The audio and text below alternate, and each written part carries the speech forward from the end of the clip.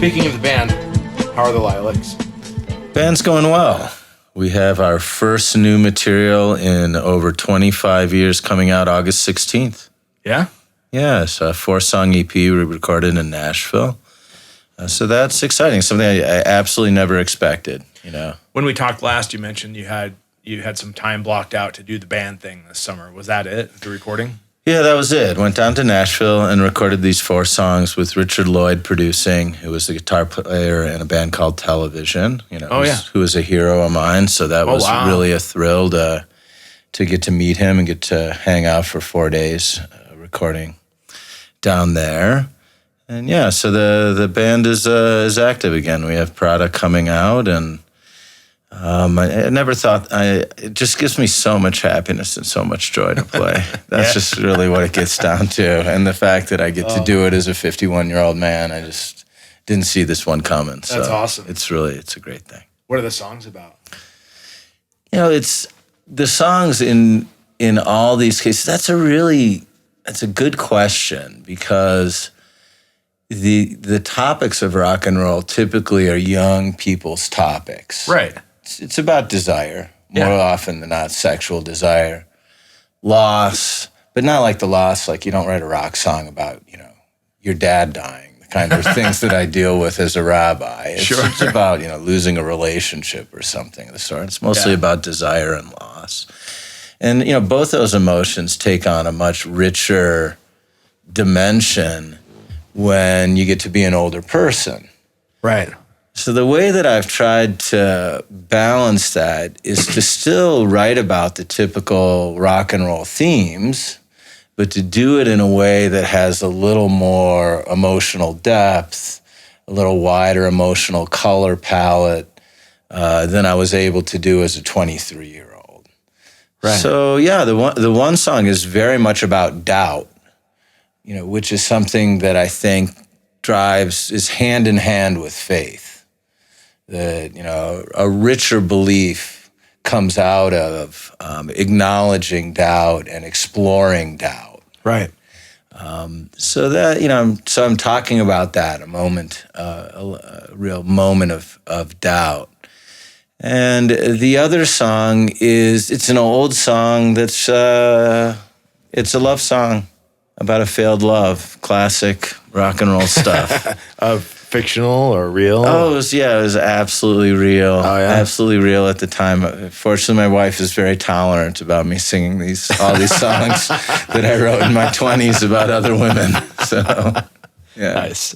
Yeah, thanks, honey. She's very tolerant of that. So, yeah. So it's cool. But that is a good question. That's a real question. I started writing again. Yeah. Is how do you write a rock song as a 50-year-old guy? You know, the Stones don't really have that question. They're still playing the old stuff, right? Yeah.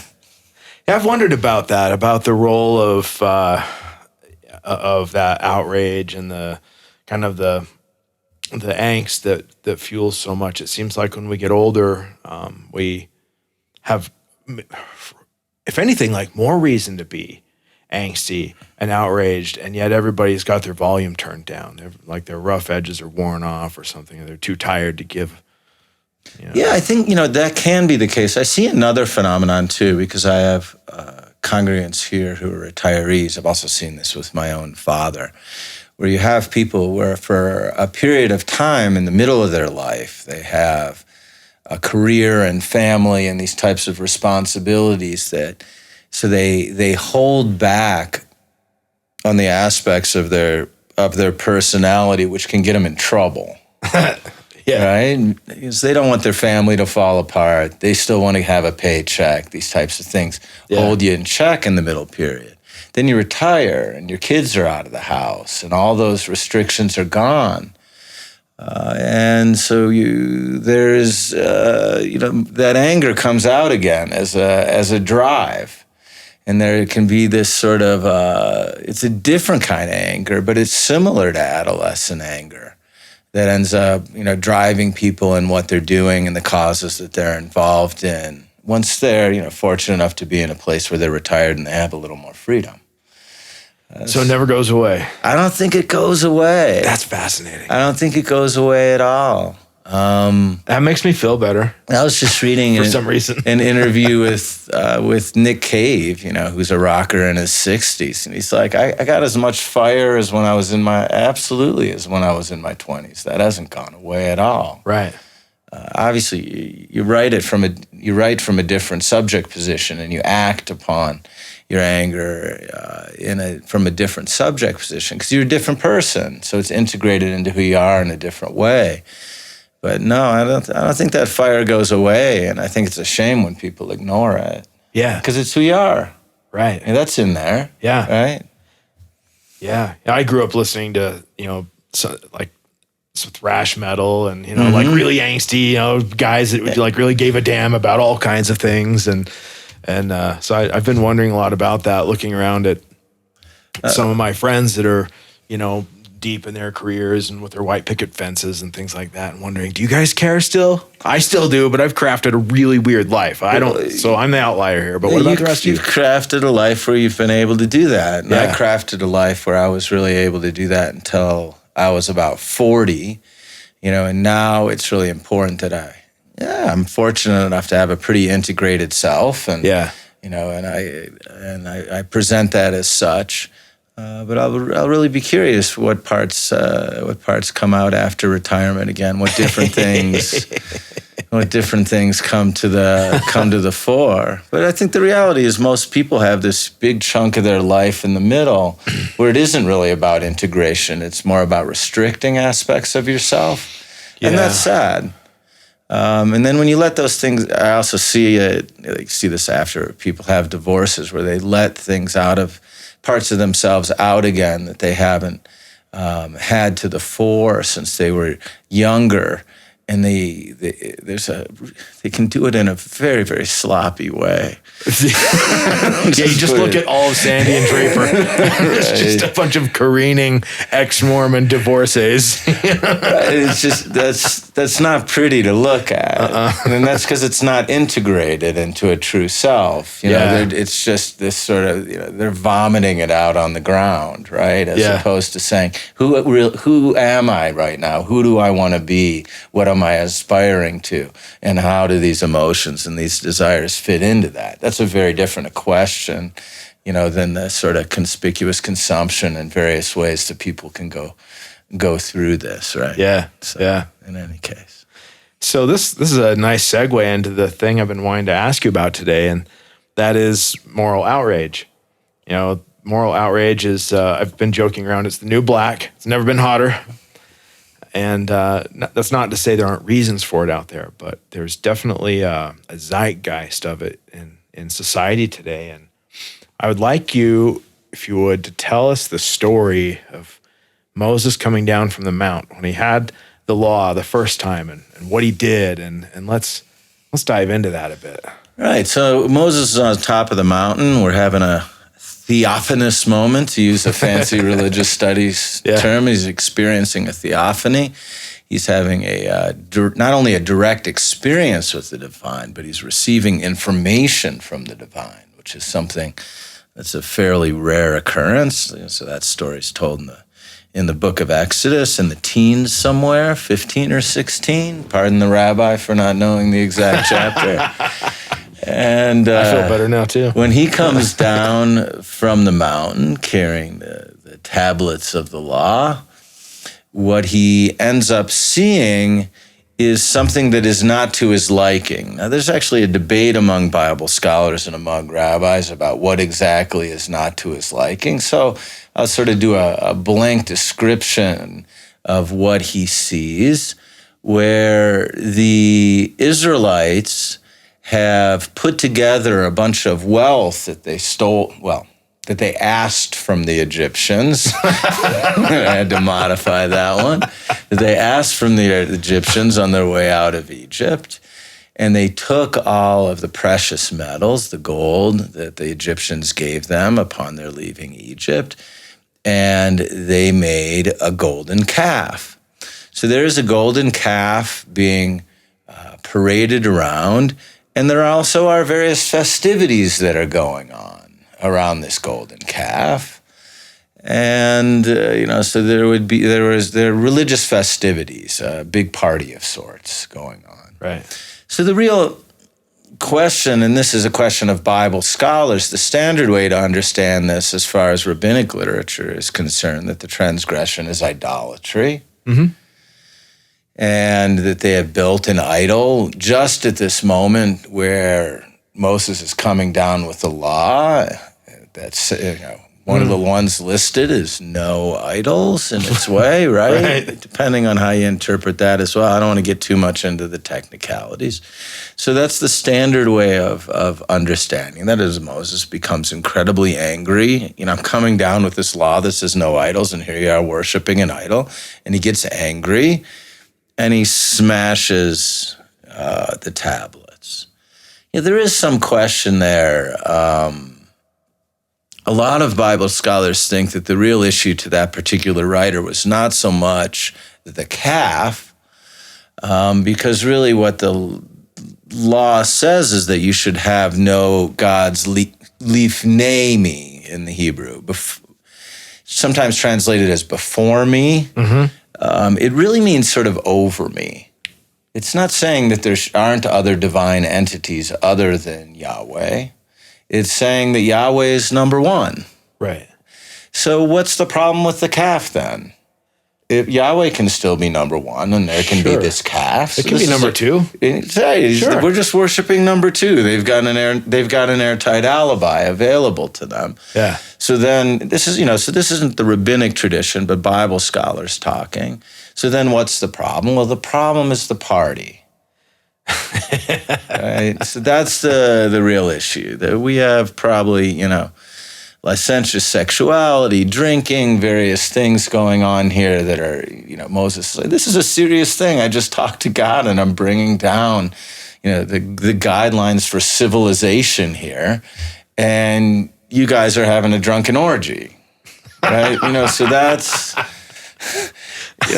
some Bible scholars say that that's the problem, but what the problem isn't the biggest case. Moses has cause for moral outrage. Arguably, if we're using that word moral outrage, since you brought it up, all the more so with the Bible scholars, since we're talking if the drunken orgy is the issue. Right.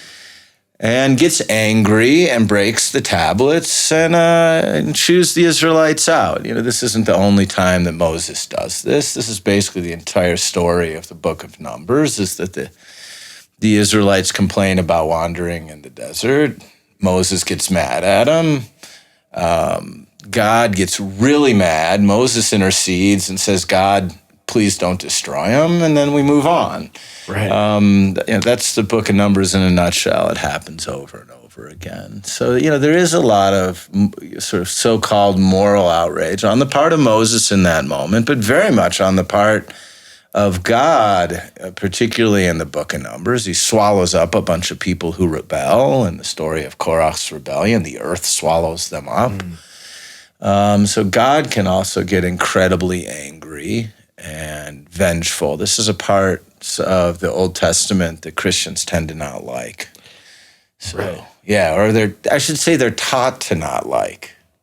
I think often if they think about it a little more, it doesn't bother them as much. But Christians are often taught that the God of the Old Testament is this mean, vengeful God. Jesus is this super nice, loving God. Yeah, He's the buddy God, so to speak. Right. And it's much more complex than that. Jesus also has his, grand moment of moral outrage with the money changers when he throws that fit outside the temple.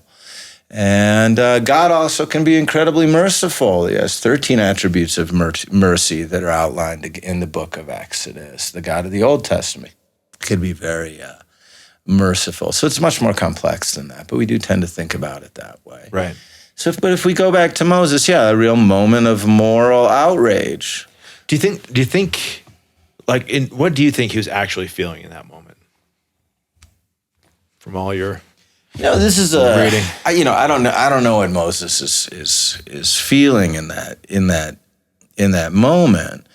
I tend to think about it in terms of, maybe it's because I'm leading a community. It's difficult to lead a community.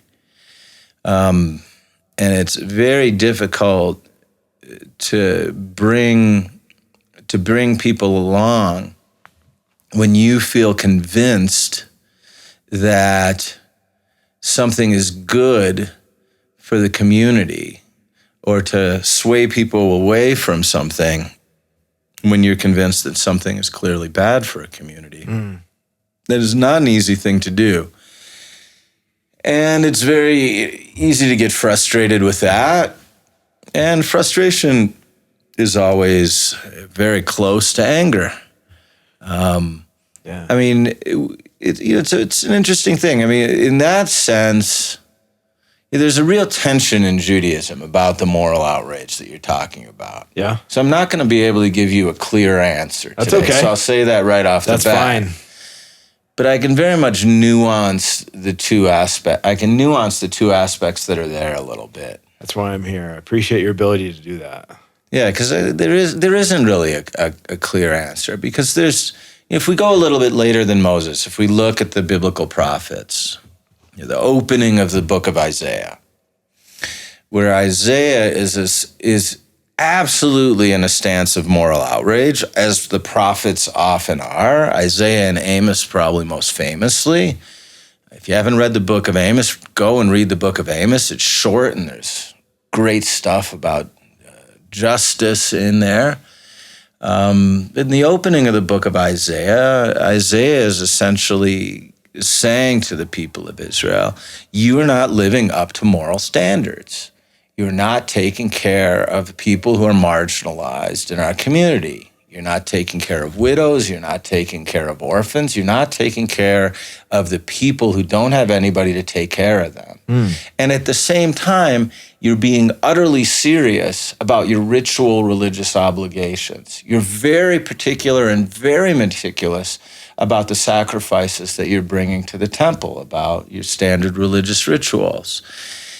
And he's basically saying, if only you were, as detailed and meticulous about the morality, about taking care of the marginalized, as you are about these other ritual religious acts, in this case, the sacrifices, while the temple stood in Jerusalem. I feel like I should say that Jews haven't made animal sacrifices for about 2,000 years now. For those who are listening, we don't do that anymore.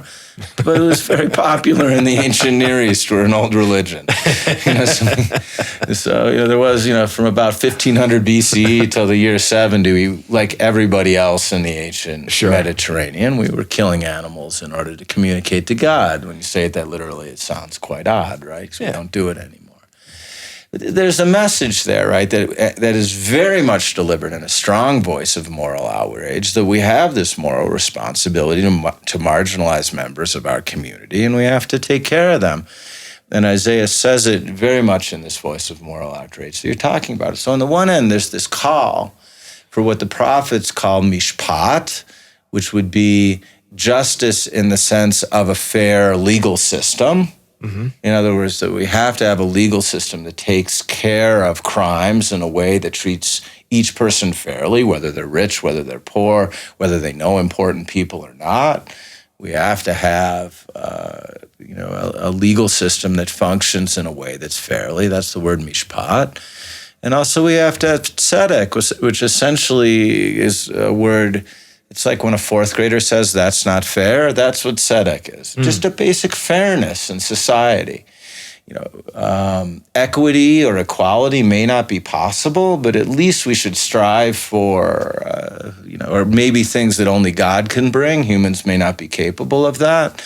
But at a minimum, we should be striving for a degree of fairness in society so that everybody has a shot. That's what tzedek is about. That's the word in Hebrew that comes closest to charity, although it's not a good translation, would be tzedakah, which is from the same root. And that's basically setting things up so that everybody has a shot. That's the Jewish idea of charity. It's not necessarily about giving. It's creating a society where everybody has a shot. Nice.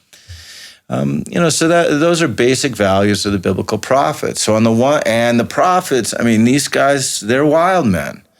They're, the homeless guy standing on the street corner in an urban center, ranting and raving. These are not These are not guys who are, straight, putting on the suit and tie and going to work every day. Sure. These are guys on the margins of society who are talking to God and receive this message that there should be fairness and justice in the world. Why do you think, I'm curious to pause here for a second, Sure. Why do you think that there's this stereotype or this pattern of prophets being on the margin of society? Is it, there's, I think, kind of a chicken or the egg thing here. Well, it's the prophets doing their job, then most people aren't going to like hearing what the prophet has to say. Right.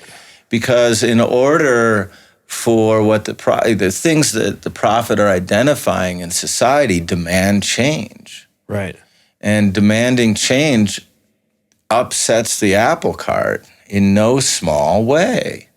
In order for there to be a mishpat, in order for there to be a fair legal system, the guy who's getting favored in the courts because he knows the judge loses his privilege. Yep. That guy doesn't like that. In order for everybody to have a fair shot, somebody's going to have to give up a little bit in order for the other people to have a little bit more as far as opportunity. I'm not talking about material things. I'm not talking about socialism. I'm just talking about opportunity. So what the prophets are calling for are things that particularly people in power really don't want to give up. People who have positions in society. So it shakes things up. So they get prophets get thrown into pits. Prophets get thrown into jail. That's part of the deal because the powers that be don't want to hear the message and consider the message dangerous. Right.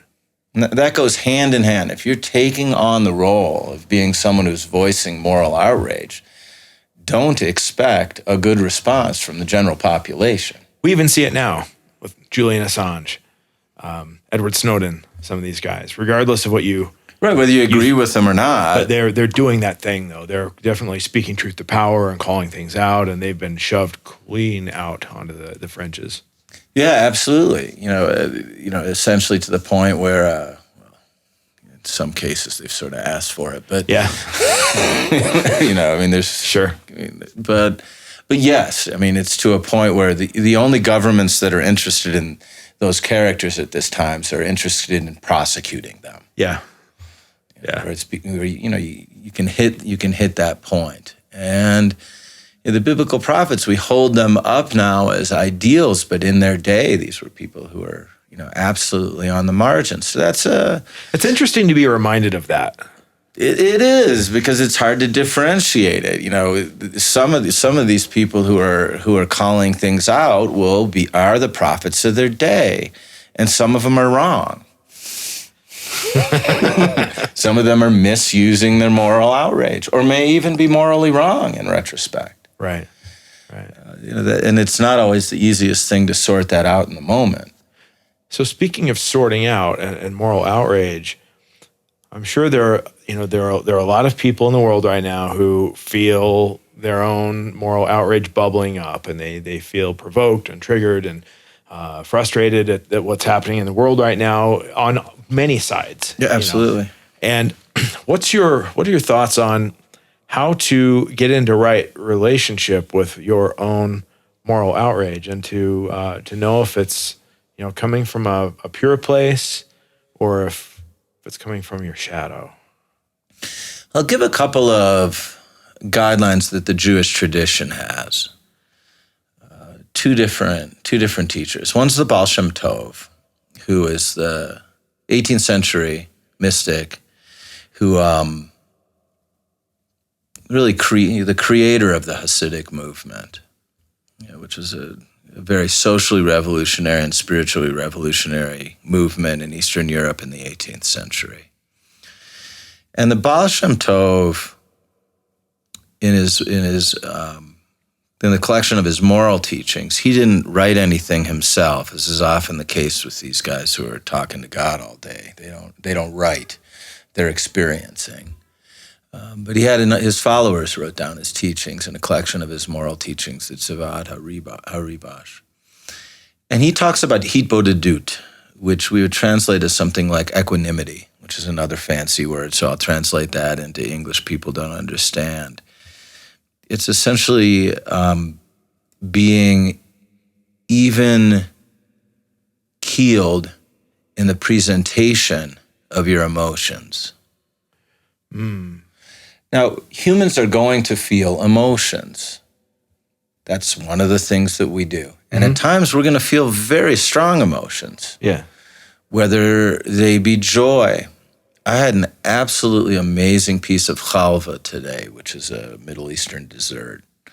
It almost made me dance. It was so good. I mean, it was a stunningly good feeling in my body. Yeah. And so that's a strong, strong feeling. And also humans experience a very strong outrage, rage. That's anger that we're talking about here. Yeah. And you're going to feel those things. But the teachings of the Baal Shem Tov is that we have a responsibility to maintain hitbodedut and to essentially be even-handed in how we express those feelings and how we use those feelings. That we have an ability to make choices about what we do with our emotions. And until we develop that principle of hitbodedut, of essentially it's a meditative practice in which you develop a quality of evenness about your emotions. Until you can do that, he essentially says you're never going to be able to be a really moral person. That your emotions cannot be driving your morality. It's your choices about your emotions that drive your reality. Right. I mean, that drive your morality. So that's a tall order, Right. but a good guide and something that very few people are doing out there in the contemporary political arena. You mentioned a meditative practice to help you become even keeled about the way you express your emotions. What would those meditative practices be? So a later disciple of the Baal Shem Tov, was Nachman of Bratslav, was more specific about this. He, every single morning, would go to a place where he was alone. Now, he had an attic room where he would do this, and he lived in a house alone. But he recommends that if you live in a place where you're with lots of people, that you go out into nature. So you go out into a park, or you go out into the woods, whatever it may be, but somewhere where you are alone. And you pour out your soul to God. And what he means by that is not that you're requesting things from God or something like this, or you're blessing God. You're literally putting all of your feelings into words until you run out of feelings. I love that. Now, when you do this, because I've done this meditative practice, the way that it worked for me is when I first started doing it, I was very surprised how much emotion I had. We're not touching it in a close way. Right. And then after a time, doing this every day, you get to a point where you have a familiarity with your range of emotions. Also, you don't have as much of it to express because you've been pouring it out every day. Right. And then you go into your day sort of knowing what the colors are on your emotional palette. Yeah. And having identified it. And then you're able to use that during the day in a better way. I have a practice like this too that I do every day, and I can attest it works. Yeah, I've done it too, Absolutely. and it does really. It's a very powerful meditative technique. You're gonna be calmer. You're gonna be happier. Yep. Because it's interesting. Anger and happiness work so differently. Where anger is something that's combustible. Yeah. You can burn it off, and then it's not there anymore. Happiness doesn't go away. So that's what's left. Sure. In this exercise. So you're going to be a calmer, happier person if you do some version of an emotional exercise, emotional meditation like that. So that's Nachman of Bratslav answer. I think it's a good one. I like that.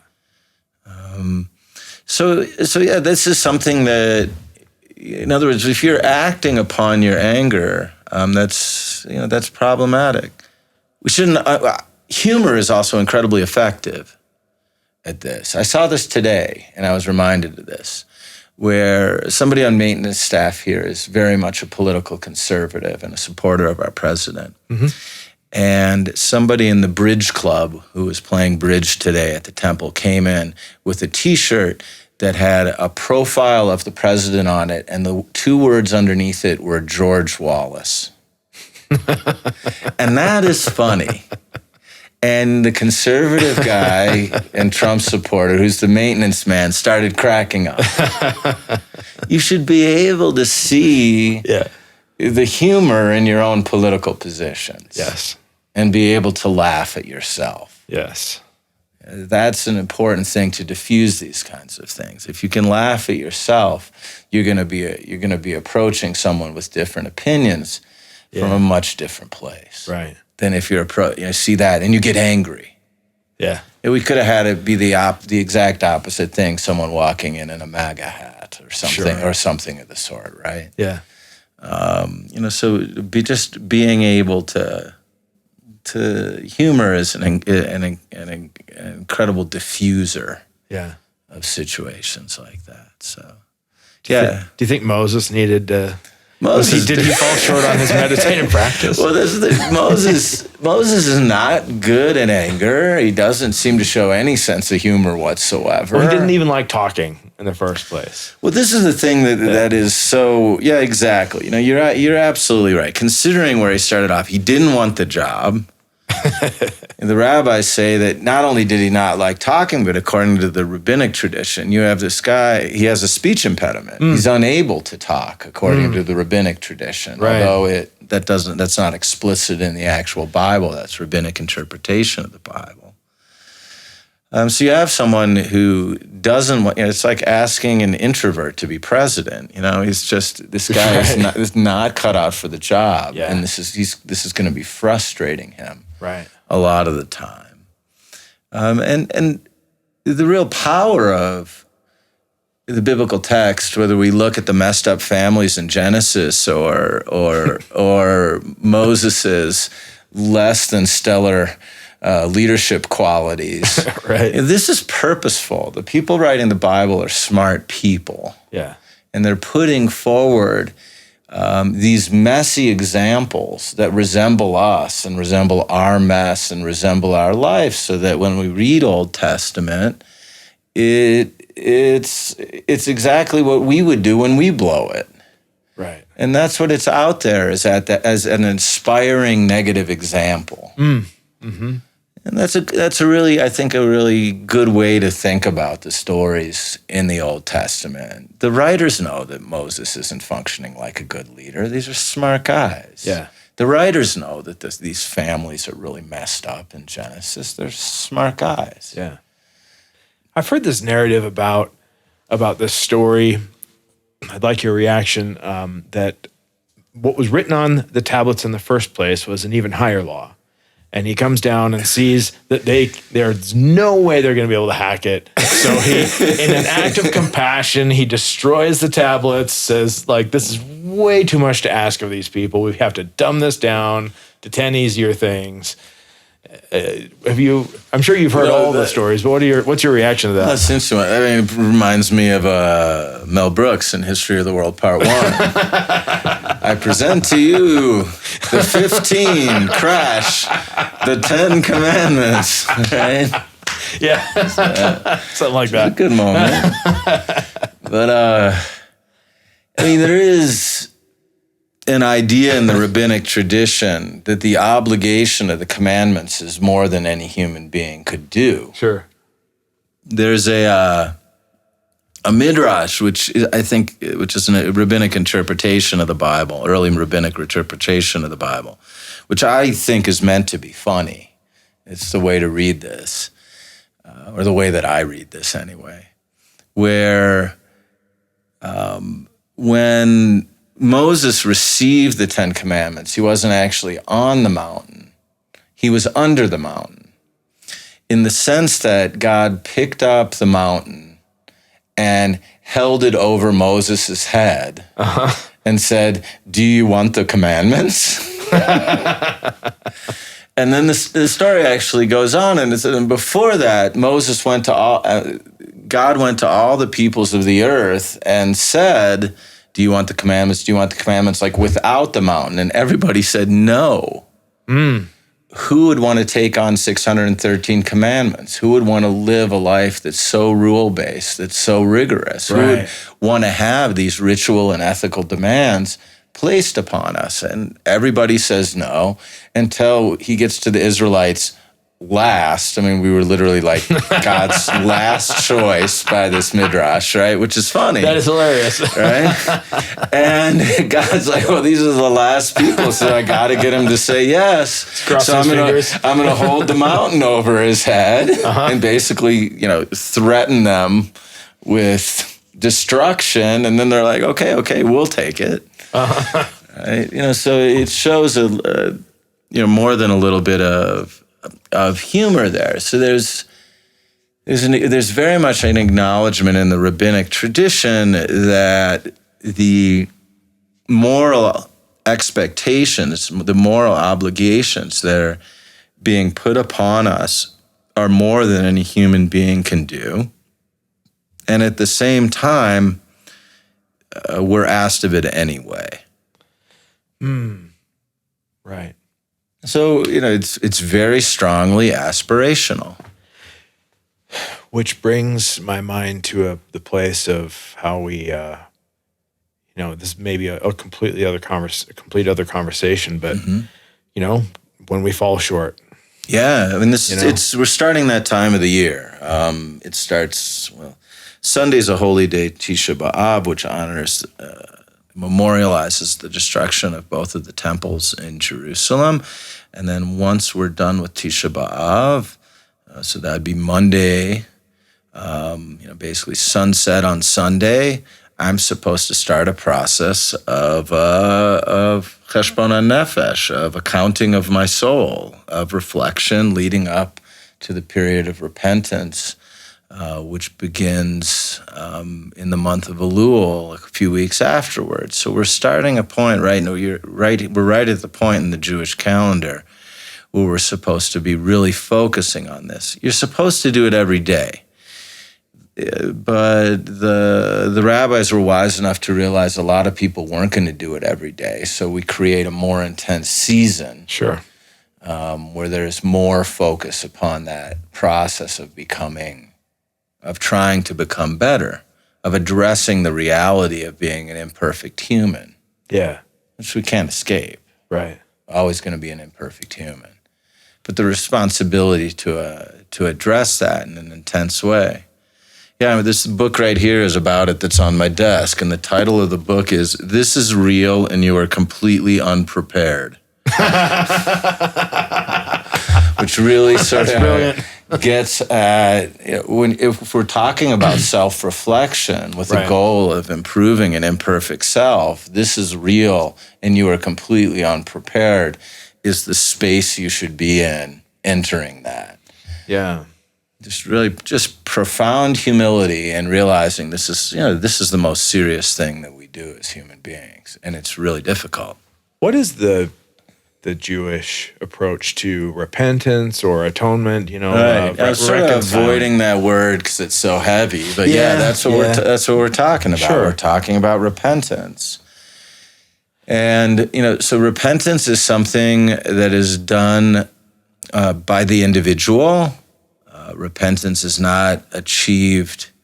Ultimately, it's done by the individual first. So the first step in repentance is getting square with the people around you. Mm-hmm. So there's a self-reflection about who I have wronged and how, and a need to go to those people and verbally say to them, we call that confess. You don't confess to a priest in Judaism. You actually confess to the person you wronged, which is more intense. It's an elegant solution, though. Yeah, so you go to them and, say to them that, tell them what you did, what was wrong. You confess to it and give a sincere apology. A sincere apology meaning a completely unqualified apology. And when you say unqualified, I think I know what you mean, but will you unpack that just a little more? What I essentially mean, we always have excuses built into our apologies. This is why I did it. I did this, but I had a gastrointestinal infection and I wasn't at my best, and gotcha. So none of that. total ownership. You have to just own it and take the responsibility 100%, or else it's not an apology. Gotcha. And they have a responsibility of forgiveness, which is really an interesting piece in the rabbinic tradition, really under traditional Jewish law up until very recently, when we've become a little more psychologically aware. The person only had to apologize 3 times, and if the person didn't forgive them, then the transgression goes upon the person who's not forgiving. That really started to change in Jewish law in the modern period as we became aware that there are certain categories of transgressions which are really unforgivable, things like physical, emotional, sexual abuse, where there isn't a need to forgive. Gotcha. Within Jewish law anymore. Essentially there still is that the perpetrator still has a responsibility to apologize and to repent, but the victim does not have to forgive them in those cases. Sure. Victim does not even have to see them. In lesser cases, personal offense, things like that. Right? What does forgiveness mean on the part of the forgiver? The forgiver has to let it go. It's like it never happened. Just forget it. Like really. And that's take that's it out of our history. Well, that's the gift that's the gift that the forgiver, for lack of a better term, gets. The person you're carrying the sense of wrong. Yeah. On both sides, if you're a moral person. The forgiver has this power, essentially, to give it to that person to let it go. But yeah, you have to then move forward. I mean, essentially, the word atonement in Hebrew, kapara, literally means to cover over. It's gone. Right. The transgression no longer exists. Previously, there was a tear in the fabric of the universe created by this transgression. And we've sewn it up. And look, it leaves a scar. We'll admit that. That's why I'm using that analogy. Right. It leaves a scar. So how do you acknowledge the scar without bringing it up?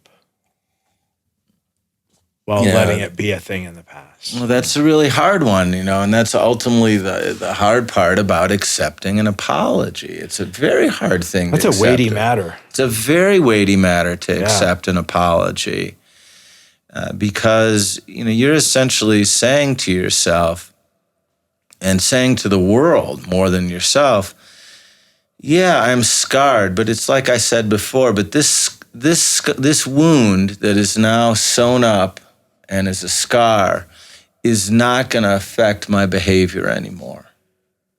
Yeah. It's like what we talked about before with the moral outrage, where the anger is, I'm still going to feel it, but it no longer is affecting my decisions. So we still get to feel it, but we are cognizant enough to not let it affect our decisions. Right, to not act upon it. I see. And that's a letting go. I mean, that's a powerful letting go. So it's more like the letting go, that sounds like an external thing. Like if you offended me and you came to me and apologized, I may always remember it, but I come to a place where I know I will never reference it in our friendship again. I won't let it guide our friendship. I won't let it taint our friendship. I may remember it, but that's my business. Exactly. Is that right? Yeah, and I'm allowed to make different boundaries around the friendship, knowing what happened. Okay. So that's still within the realm of forgiveness? It may not be as intimate a friendship as it was before because of what happened. And that's a reasonable thing to do.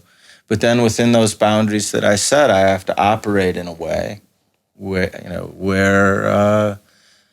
that hurt, even if I'm still feeling it, doesn't guide my decisions. Do the boundaries, in a sense, serve as a constant reminder, though, like an unspoken? Remember that. All right. Well, if you want to get rid of that, become a Buddhist. I mean, yeah. No, that's not what Judaism does, and I think some people find it frustrating. I think Judaism acknowledges in very real ways that pain is a part of life, and we all carry a certain amount of pain. Yeah. It's part of the human experience. It's not the whole thing. We also carry our joy. Right. But we take our punches as a human being. I think there's something to be said about one's willingness to carry some pain.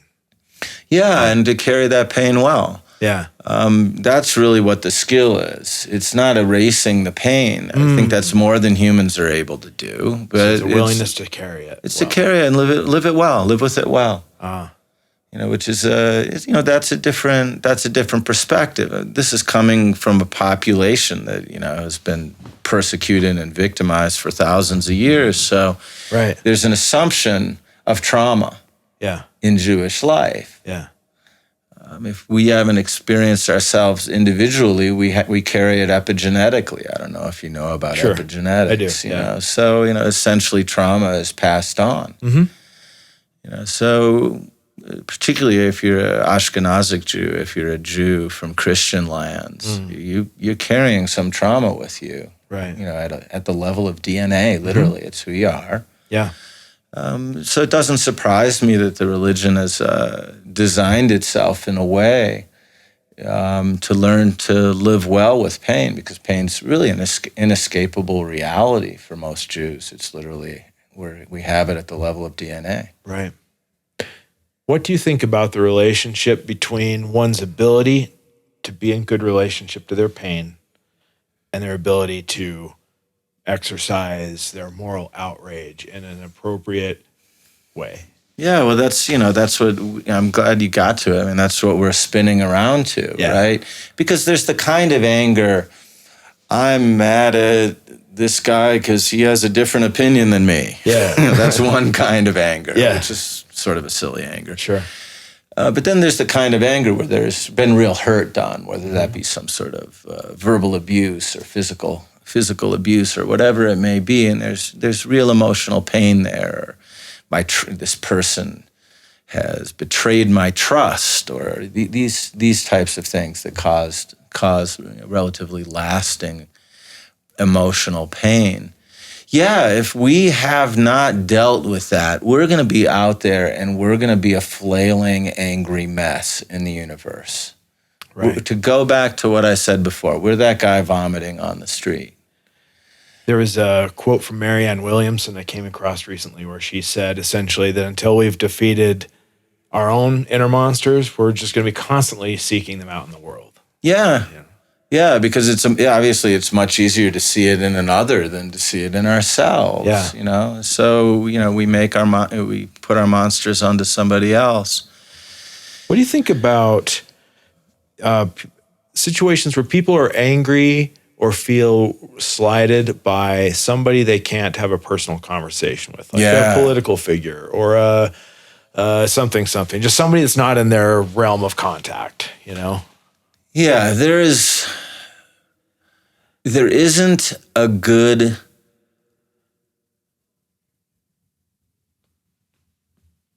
there is not a good way to address that from within the Jewish tradition. And boy, have I looked for decades. Yeah.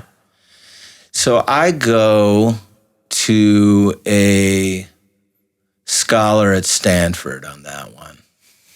Just a second, I'm going to get the book. Okay, cool. Going for the books. What you got there? Forgive for Good. Forgive for Good by Dr. Fred Luskin, who's Jewish, but that's just coincidental. Right.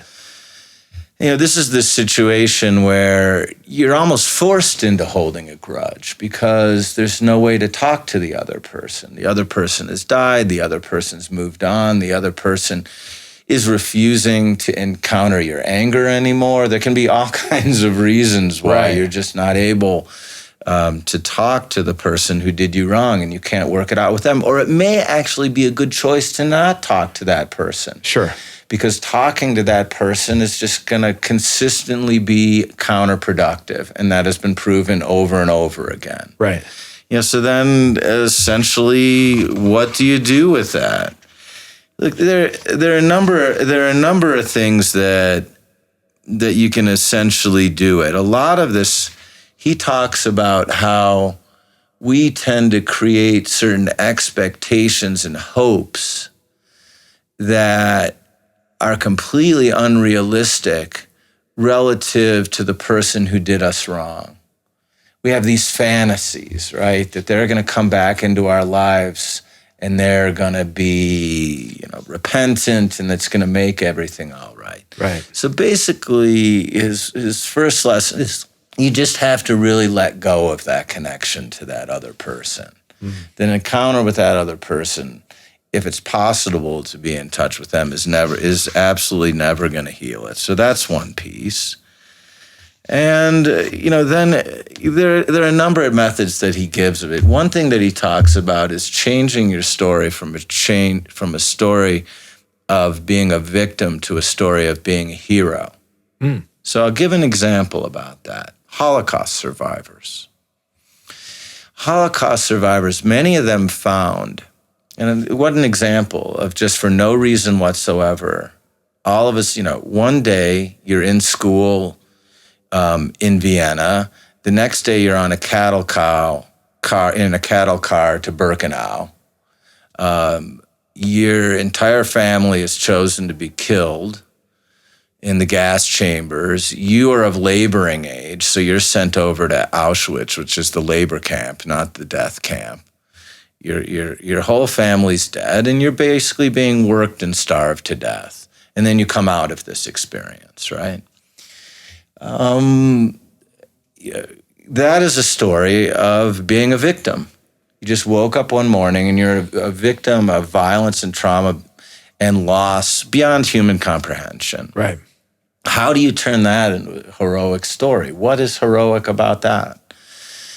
A lot of Holocaust survivors found that it was incredibly powerful for them to feel that they were fighting bigotry in this world by telling their story.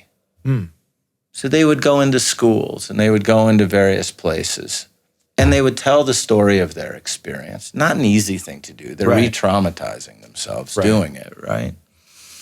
And yet at the same time, by telling that story, they really felt that they were contributing to a world where there can never be, bigotry, hopefully trying to create a world where there never be bigotry to the point that it could create that kind of genocide again. Yeah. So there's an example right there of you take your story of victimhood and you add this heroic element. I'm a superhero fighting bigotry when I tell my story, which is my story, but I'm using it for good now. That's alchemy. Right? Yeah, exactly. That's very much alchemy. Richard Lloyd's big on alchemy, the guitarist. So, and that's it. That's it exactly. It's really, taking something and turning it into something that's completely different, right? Turning garbage into gold. Right. Alchemy. Yeah. And we are very capable of doing emotional alchemy as well. So that's what Luskin's talking about, Fred Luskin, in this book, Forgive for Good. Nice. So that's a really important thing. I've preached on that.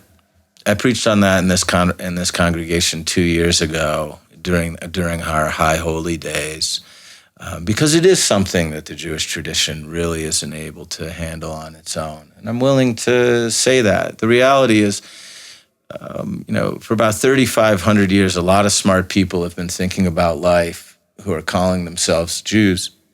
So there's probably, on almost every topic, a pretty rich conversation within the Jewish tradition, just because we've been doing it for so long. Yeah. But, there's still gaps. Sure. And there's still places that we're not particularly, we're not the best at every single thing, So, so this is one where there's a hole in the tradition, and I really had to go to the Stanford Scholar in order to find an answer. Gotcha. Well, it sounds like, I feel like we've come pretty full circle on this. It sounds like, I feel like I'm teaching Sunday school in one of my old, like what it comes down to.